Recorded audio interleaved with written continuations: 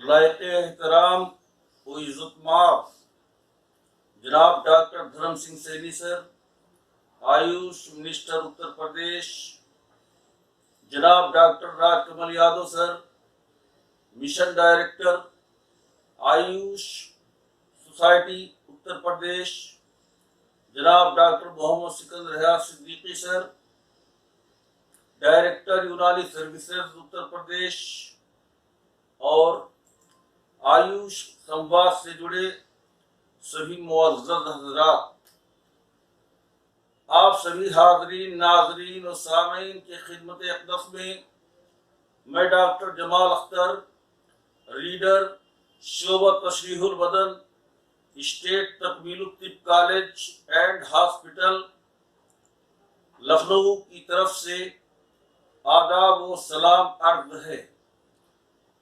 मैं आप सभी लोगों का तहे दिल से शुक्रगुजार हूँ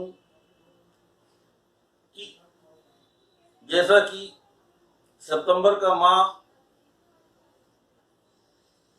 राष्ट्रीय पोषण माह के रूप में सेलिब्रेट किया जा रहा है, इसी को मद्देनजर रखते हुए मेरा जो आज का मौजू है सेहतमंद जिंदगी के लिए ग़िज़ा की अहमियत, importance of food for the healthy life. सबसे पहले मैं ये बताऊंगा कि ग़िज़ा क्या है, व्हाट इज फूड। यूनानी तिब्ब के नजरिया के मुताबिक ग़िज़ा वो मादा है जो वारिद बदन होकर जिस्मानी हरारत ग़रीज़िया और रुतूबात से मुतासिर होकर छोटे छोटे अज्जा में मुनक़सिम हो जाती है और जिस्मानी बदन के मुशाब्बह बनने की सलाहियत रखती है। वारिद बदन कोई भी फूड जब दाखिल होता है बदन के अंदर तो सबसे पहले ओरल कैविटी में इसका मुकाबला होता है सलाइवरी जूस, इसको रुतूबते लुआब दहन कहते हैं। उसके बाद ईसोफेगस के जरिए से स्टमक में पहुंचता है, ईसोफेगस को मरी कहते हैं, स्टमक को बेदा कहते हैं। तो स्टमक के अंदर गैस्ट्रिक जूस से उसकी मुलाकात होती है, फिर ड्यूडेनम में, जेजनम में, इलियम में, वहाँ पर पैनक्रियाटिक जूस, इंटेस्टाइनल जूस और बिलियरी जूस, जिसको रुतूबते बारकरासी कहते हैं, रुतूबते मेवी कहते हैं और रुतूबते सफराविया कहते हैं। इन रुतूबात के कंटेक्ट में आकर यही ग़िज़ा छोटे छोटे हिस्सों में डिवाइड हो जाती है, विभाजित हो जाती है। जैसे कि कार्बोहाइड्रेट अगर है, स्टार्च, रोटी और चावल हम लेते हैं, वही रुतूबात में जो डाइजेस्टिव एंजाइम होता है, कार्बोहाइड्रेट को डाइजेस्ट करने के लिए एमाइलेज होता है, प्रोटीन को डाइजेस्ट करने के लिए प्रोटीएज होता है और फैट को डाइजेस्ट करने के लिए लाइपेज होता है।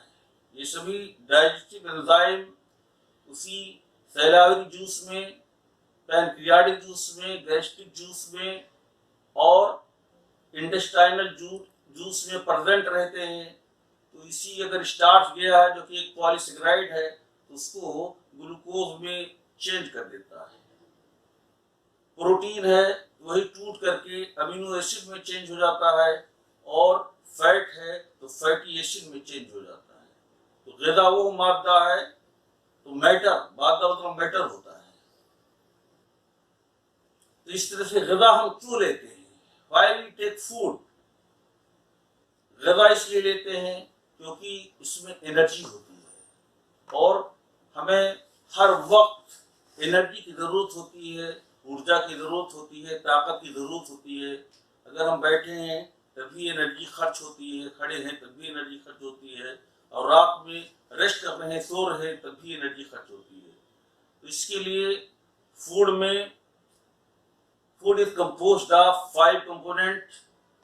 कार्बोहाइड्रेट, जिसको यूनानी में शक्रियात कहते हैं, फैट जिसको यूनानी में शहमियात कहते हैं, प्रोटीन जिसको यूनानी में लहमियात कहते हैं, विटामिन्स जिसको यूनानी में हयातीन कहते हैं, मिनरल्स जिसको यूनानी में माग्नियात कहते हैं। इन पांचों कंपोनेंट में जो फर्स्ट 3 कंपोनेंट है कार्बोहाइड्रेट, प्रोटीन, फैट, इन तीनों को मैक्रोन्यूट्रिएंट कहते हैं, क्योंकि ये फूड में ग़िज़ा में ज़्यादा मिक़दार में पाया जाता है। तो मैक्रो का मतलब ज़्यादा होना, बड़ा होना, न्यूट्रिएंट मतलब होता है मुग़ज़्ज़ी। ये मुग़ज़्ज़ी कबीरा है। कार्बोहाइड्रेट में भी एनर्जी होती है, फैट में भी एनर्जी होती है और प्रोटीन में एनर्जी होती है, और ज़्यादा मात्रा में होने की वजह से इसको मैक्रो न्यूट्रिएंट में शामिल किया गया है। विटामिन्स और मिनरल्स ये कम मात्रा में होती है, इसकी मिक़दार ग़िज़ा में कम होती है और इसके अंदर एनर्जी नहीं होती है, लेकिन ये एनर्जी को लिबरेट कराने में और बॉडी के बहुत से डिफरेंट फिजियोलॉजिकल प्रोसेस में इनका इन्वॉल्वमेंट है। तो सेहतमंद रहने के लिए सेहत बख्श ग़िज़ाओं की ज़रूरत है। और सेहत बख्श ग़िज़ा क्या है, जिसको मतवाज़न ग़िज़ा भी कहते हैं, बैलेंस डाइट भी कहते हैं, संतुलित आहार भी कहते हैं। इसके लिए मैं एक यूनानी किताब ग़िज़ा और तग़ज़िया, जिसके मुसन्निफ़ का नाम हकीम इफ्तिखार अहमद है, उनका मुताला किया और उसी मुताला की रोशनी में उन्होंने बताया है कि पर मील यानी एक वक्त खाने में सीरियल्स, यानी कि इसको यूनानी में अजनास कहते हैं, सीरियल्स में जैसे चावल है, गेहूं है, मकई है, हर एक वक्त खाने में अगर डिनर कर रहे हैं या लंच कर रहे हैं तो एक वक्त खाने में 460 ग्राम की जरूरत होती है। तो सीरियल की क्वांटिटी एक वक्त खाने में 460 ग्राम। पल्सेस दाल जिसे कहते हैं, चाहे वो अरहर का दाल हो, चाहे चने का दाल हो, चाहे मटर का दाल हो, चाहे मसूर का दाल हो, चाहे मूंग का दाल हो, एक वक्त खाने में 40 ग्राम दाल की जरूरत होती है। लीफी वेजिटेबल्स जैसे पालक है, पत्तेदार सब्जियां 40 ग्राम पर मील। ट्यूबर्स एंड रूट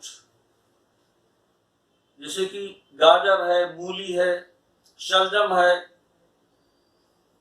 50 ग्राम पर मील। ना अदर वेजिटेबल्स में जैसे आलू है, बैगन है, गोभी है, तरोई है, भिंडी है, एक वक्त में हर खाने में 60 ग्राम की जरूरत पड़ती है। दूध, मिल्क 150 मिलीलीटर पर मील, और फैट्स 40 ग्राम पर मील, फ्रूट्स 30 ग्राम पर मील, जेगरी 30 ग्राम पर मील। अगर इस तरह से एक वक्त खाने में इतना आइटम अगर शामिल करेंगे तो इसी को मतवाज़न ग़िज़ा या सेहतमंद ग़िज़ा कहते हैं। और इस इतना लेने से बॉडी में किसी चीज़ की कमी नहीं होगी और इंसान का जिस्म सेहतमंद रहेगा और जितने भी जिस्मानी और दिमागी काम है अच्छी तरह से नाफिज हो सकेंगे। तो कार्बोहाइड्रेट, सबसे पहले मैं जिक्र करूंगा कार्बोहाइड्रेट। तो कार्बोहाइड्रेट का यानी कि hydration of carbon, this is composed of carbon, hydrogen, oxygen, और इसमें जो हाइड्रोजन और ऑक्सीजन का जो रेशियो होता है वो सेम होता है, H2O जिस तरह पानी में होता है उसी तरह से इसमें कार्बोहाइड्रेट में भी हाइड्रोजन और ऑक्सीजन का रेशियो H2O होता है। ये हाइड्रेशन ऑफ कार्बन, कार्बोहाइड्रेट का नाम कार्बोहाइड्रेट इसलिए रखा गया है क्योंकि इसमें हाइड्रेशन ऑफ कार्बन होता है, इसमें पानी की मात्रा होती है, इसीलिए इसका नाम कार्बोहाइड्रेट रखा गया है। इसको यूनानी में शक्रियात कहते हैं। तो there are 3 types of carbohydrate, polysaccharide, polysaccharide, disaccharide, monosaccharide. Polysaccharide का मिसाल है स्टार्च है, ग्लाइकोजन है, सेलुलोज है। डाइसेकेराइड सुक्रोज, माल्टोस और लैक्टोज। सुक्रोज को केन शुगर कहते हैं, माल्टोस को माल्ट शुगर कहते हैं और लैक्टोज को मिल्क शुगर कहते हैं। और मोनोसेकेराइड में ग्लूकोज है, फ्रक्टोज है और गैलेक्टोज है। तो 1 ग्राम अगर कार्बोहाइड्रेट का ऑक्सीडेशन होता है, बर्निंग होती है, तो उससे 4 किलो कैलोरी एनर्जी मिलती है। और 1 ग्राम अगर प्रोटीन का ऑक्सीडेशन होता है, बर्निंग होती है, तो उससे 4.1 किलो कैलोरी का लिबरेशन होता है। और अगर 1 ग्राम फैट की बर्निंग होती है, ऑक्सीडेशन होता है, तो उससे 9.1 किलो कैलोरी एनर्जी का लिबरेशन होता है। तो ये तीनों, तो ये कार्बोहाइड्रेट ये इमीडिएट सोर्स ऑफ एनर्जी है। बॉडी में सबसे पहले यही कार्बोहाइड्रेट एनर्जी देती है। और कार्बोहाइड्रेट का जो डेली रिक्वायरमेंट है वो 225 ग्राम से लेकर के 325 ग्राम है। फैट का डेली रिक्वायरमेंट 61 ग्राम पर डे है। और प्रोटीन का डेली रिक्वायरमेंट जो Indian council of medical research 1989 में कहा था कि प्रोटीन का डेली रिक्वायरमेंट 1 ग्राम पर केजी पर बॉडी वेट पर डे। यानी कि अगर किसी का वजन 50 किलोग्राम है तो उसको रोजाना 50 ग्राम प्रोटीन की जरूरत है। तो इस तरह से कार्बोहाइड्रेट, फैट, प्रोटीन ये सब एनर्जी देते हैं बॉडी को। और उसके बाद में विटामिन जिसका नाम हयातीन है, इसमें 2 तरह के विटामिन होते हैं और विटामिन का काम बॉडी का ग्रोथ एंड डेवलपमेंट करना है। विटामिन 2 तरह के होते हैं, एक फैट सॉल्युबल विटामिन और एक वाटर सॉल्युबल विटामिन।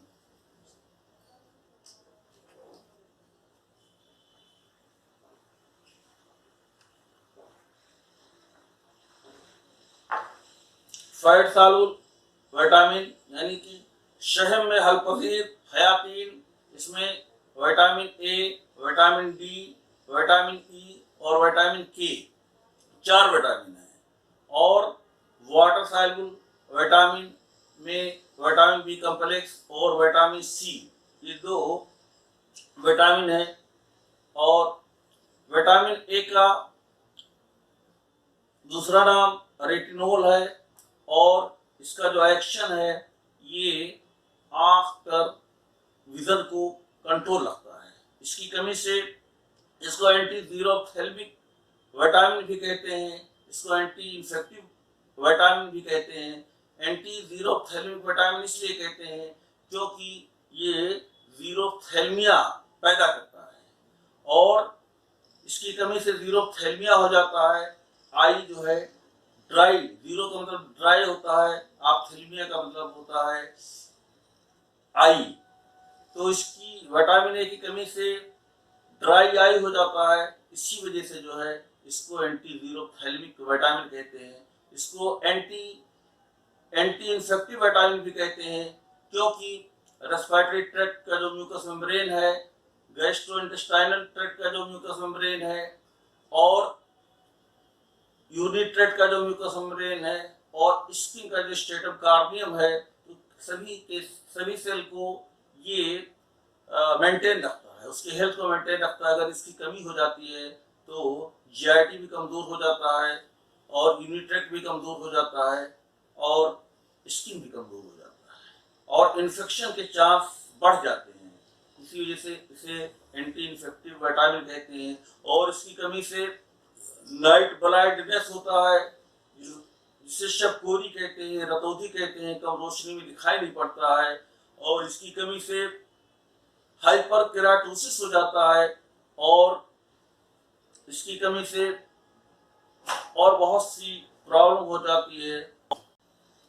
इस तरह से विटामिन ए, डी, ई और विटामिन बी, सी, तो विटामिन युक्त जितनी भी ग़िज़ाएँ हैं, जैसे कि हमने बताया बैलेंस डाइट में सबके बारे में जिक्र किया, तो सेहतमंद सेहत बख्श ग़िज़ाएँ इस्तेमाल कीजिए और हमेशा स्वस्थ रहिए, सेहतमंद रहिए।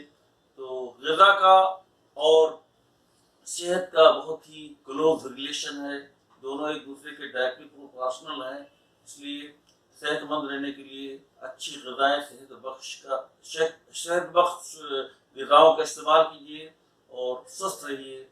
इन्हीं शब्दों में अपनी बात को ख़त्म करता हूँ। धन्यवाद।